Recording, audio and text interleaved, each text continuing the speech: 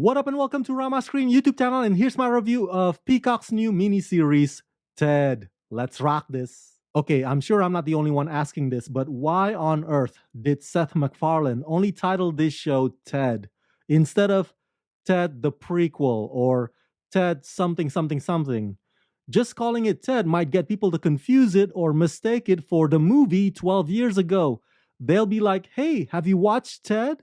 Which one? The movie or the show? My second big question is why on earth did this only have to be a limited series?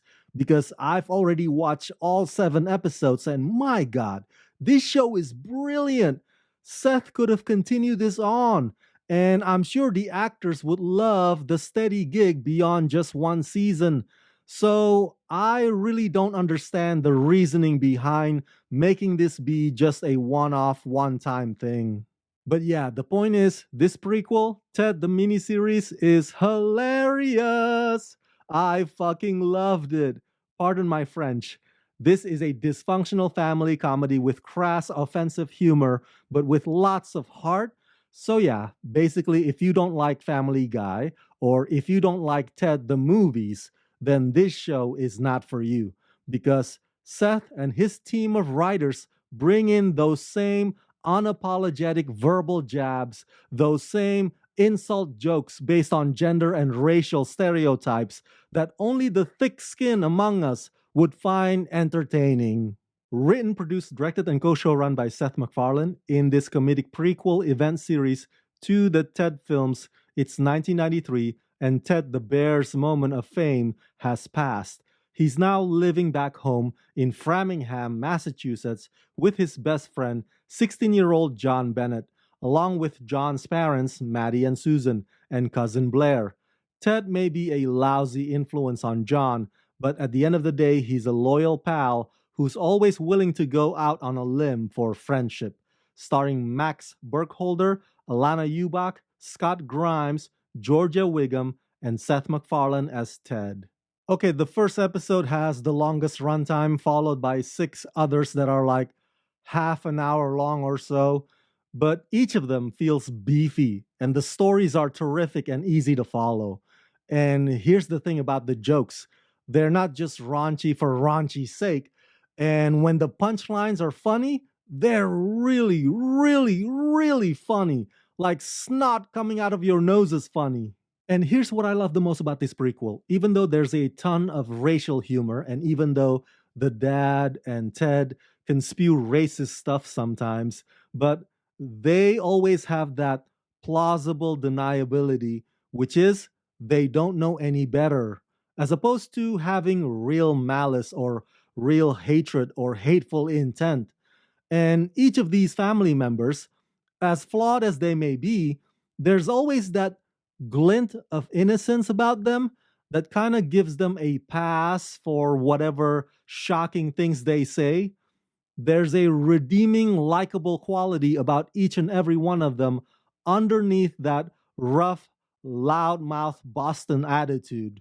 On top of which, the cousin, Blair, played by the beautiful Georgia Wiggum, kind of serves as the referee. You see, in comedies, you can't have everybody be funny. Sometimes you gotta have that one person who hits the brakes and be the voice of reason and be funny in that manner. And that's where Blair comes in. But even so, Blair herself doesn't have all the answers. So sometimes John, or sometimes John's parents, would step in with their unexpected wisdom in their own head-scratching but well-meaning way. So it's this perfect cocktail combination of how much can Seth MacFarlane hit your sensitivity buttons before he lands on a resolve that can win you over. And trust me, he will win you over if you're just patient enough to sit through all the puns and the innuendos. Now, the review embargo lifts on the same exact night as the show's premiere, so there's no need for me to tiptoe around the details anymore. But my favorite episode is the ejectile dysfunction, where they try to rent a porno video. Having grown up in the 90s myself, that episode hits home spectacularly for me. My second favorite episode is the Halloween one, where Blair wears that sexy Michelle Pfeiffer Catwoman costume. The twist at the end with her professor got me cracking up real hard. I did not see that coming at all.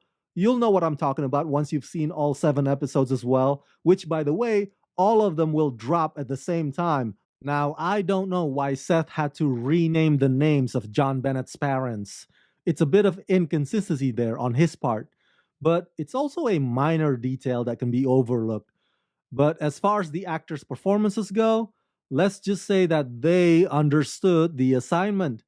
All of these guys have worked with Seth before, including Max, who does a brilliant job of embodying the younger version of Mark Wahlberg's character. Hell, he even got Mark's running out of breath type of speaking down pat. He sounds just like Mark. And Scott and Alana, as mom and dad, their dynamics are explosive in a sense that when everybody is raising their voices, yelling and swearing, that is when their dialogues are at their best. And of course, Seth MacFarlane reprises his role as Ted like he never left at all. And kudos to the human actors on making it appear seamless when they're interacting with a CG teddy bear. Seth, with his ability to deliver lines at 100 miles an hour without missing a beat, is the kind of talent that only a few people naturally have, and the kind that Seth possesses abundantly. And as I implied earlier, you may think like Blair, wondering why the mom and the dad don't hate each other, or why Ted hasn't been kicked out of the house. But that's the beauty of it. These characters might be idiots on certain things, but one thing is for sure, and they may not show it, but deep down, they care about each other. They're too proud to admit it, but it's there in a cursing each other out sort of a way. So, yeah, overall, I give Ted the rating of 4.5 out of 5. Again, at the risk of sounding like a broken record, if you don't like Family Guy, and if you don't like Ted the movies, and if you are a easily offended snowflake, then this Ted prequel will not be your cup of tea. I guarantee it. But for the rest of us, it's a rolling on the floor laugh riot.